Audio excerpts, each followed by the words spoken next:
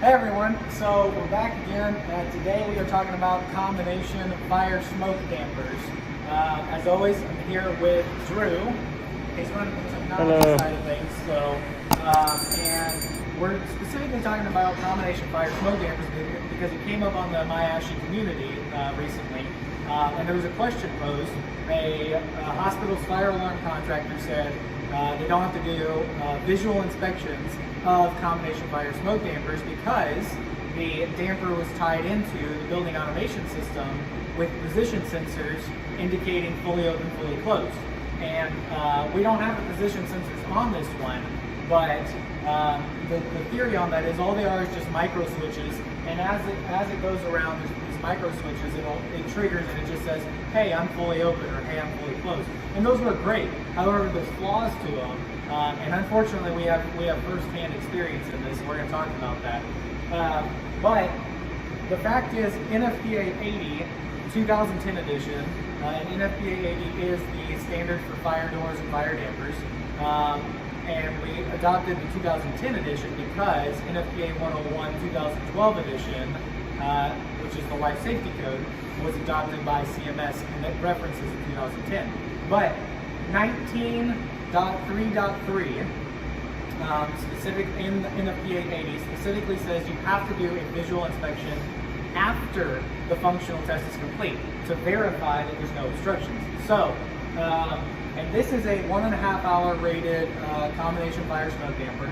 And what we've seen, here's part of the issue that we've seen. We did the 1 year post occupancy inspection ourselves internally at our healthcare system for a new hospital, and we checked the combination fire smoke dampers.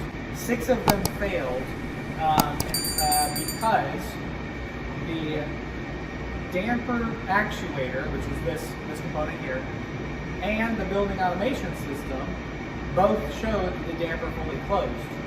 But when we did a visual inspection and looked, all of the damper vanes were fully open. The reason why is, if we look at this, the bolts here holding the shaft weren't tight enough. So because of that, the damper vanes didn't fully close. They stayed fully open. However, the actuator, everything showed that it was closed. Right? So that's why visual inspections are required, because of that or because of obstructions. That's a great opportunity for you guys to train your contractors on what the requirements are. Some other issues while we're talking about this, you can see these labels here. These are critical for maintenance and operations years down the road. These are things that have to be verified after every damper inspection. One issue that we had when we were installing our dampers was that the dampers got to the construction site several months before they were supposed to be installed, and they sat outside in the sun. And all of these labels faded to the point that we couldn't read them anymore. And these labels indicate the model number of the damper, the size of the damper, the temperature rating of the lengths, the fusible lengths that cause it to close. So it's critical information that code requires has to be there. So all of our dampers throughout the entire facility had to have new labels put on them. And really, that's about all we got here. Drew, can you think of anything that we haven't talked about? Not at the moment. Ooh, yeah. Here's something. Just popped in my brain. So we actually require NFPA 4 integrated testing, which isn't required yet by life safety code. We went ahead and implemented it before CMS adopts the next edition of the life safety code.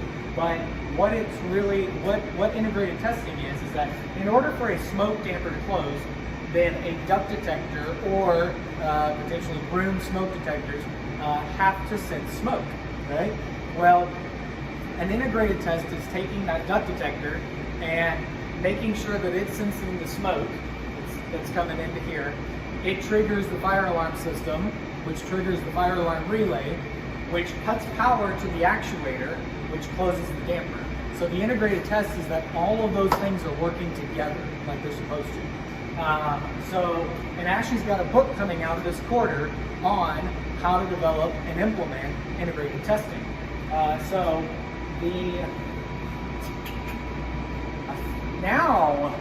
Now I think we're good. if you guys are watching this on YouTube, make sure to subscribe, hit the notifications, ring the little bell, and like it, and please leave your comments below. Say bye to everybody, Drew. See ya.